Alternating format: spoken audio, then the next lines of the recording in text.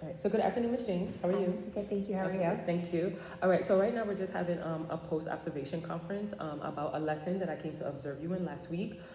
You were talking about demographic transition models. Yep. So first thing I just wanted to highlight, I love the introductory video that you showed the students. I think it was talking about how population changed over time as certain important events happened in history. Yeah. So yes, I think that was a great way to engage the students. I loved how you asked a lot of critical questions. So for example, you asked them things about, okay, does wealth affect the population of a nation, or does the population affect the wealth? Mm-hmm. And I love how students were using like their own everyday examples.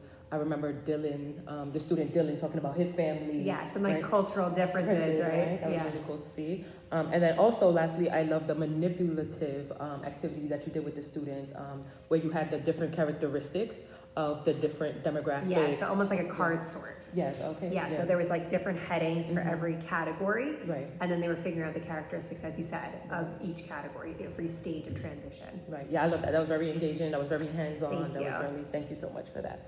Okay, cool. So as we begin, how do you feel like the lesson went? I think it went well. I think whenever there's like small groups, I think Yeah. that sometimes students tend to rely on like, you know, the one student that's kind of pulling them up. So I think that's a challenge always, especially with the nature of my room, like students sit in groups of like 4 or 5. Right. So I think it can be a challenge to ensure that students are equally participating.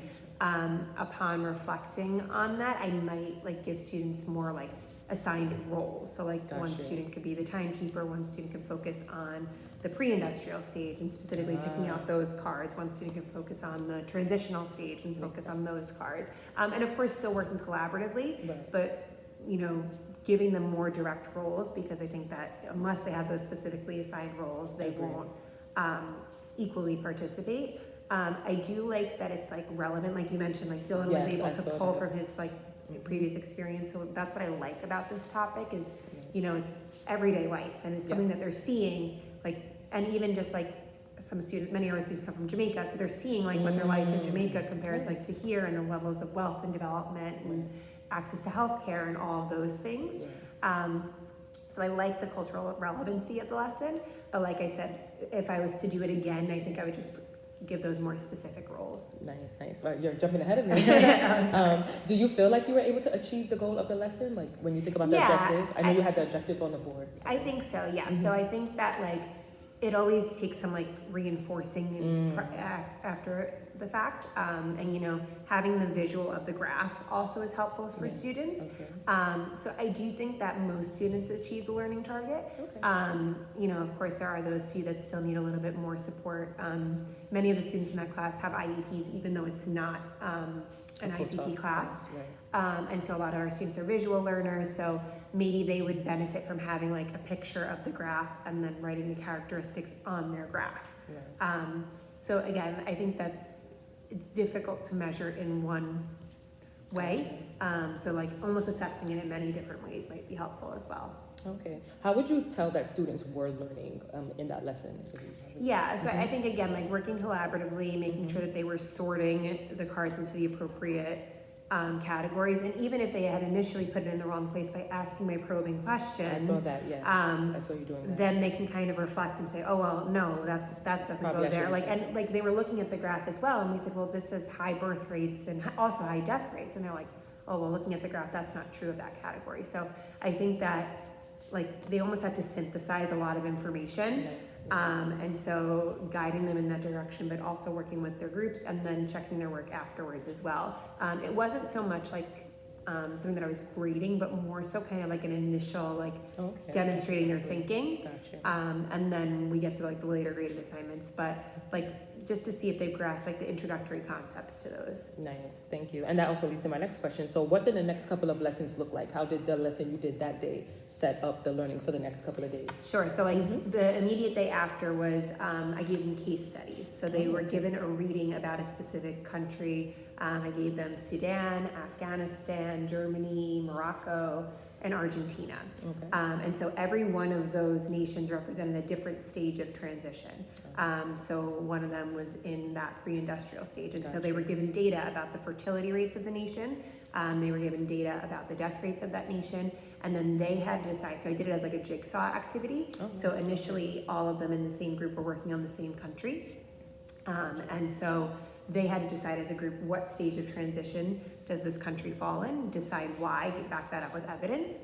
And then they got into their jigsaw groups where everyone in that group had a different country. Okay. And so they all took turns explaining their nation, what stage of transition they were in, and why they felt they were in that stage of transition. So I think giving like the real world context was helpful with that.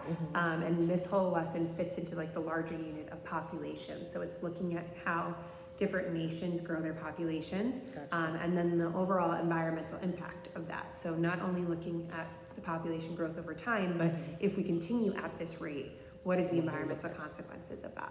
Nice. Yes, that sounds like a really engaging lesson that I would love to be a part of. So yes, you did mention in terms of being able to improve upon the lesson, given assigned roles.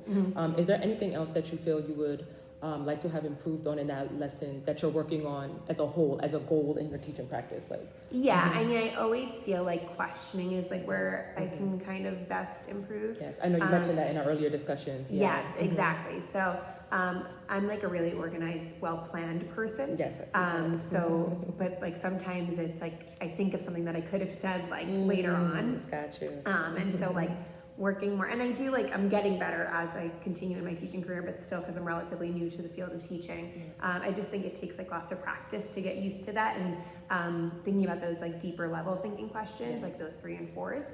And so that's always where like I hope to improve upon. Again, it feels easier over time, but I think that, not so much like just like an immediate, like I ask a question, there's a response, like almost really have to like spin their wheels a little bit and process it a little bit more before they give me a response. All right, nice. So now that you mentioned that you want to improve on questioning and discussion techniques, what do you feel is one strategy that you feel that you can do to do that? So one of the things I could do is like pre-plan those like higher level thinking questions. So like in my lesson plan, like, at this point in the lesson, I'd like to hit on this and this. Because again, like because they're higher level, they're difficult to come with on the spot. But when you have them pre-planned in your lesson plan, like having those thought out is always a good idea. Very good. And that would have been a suggestion I would have gave as well, like in your lesson plan, having those.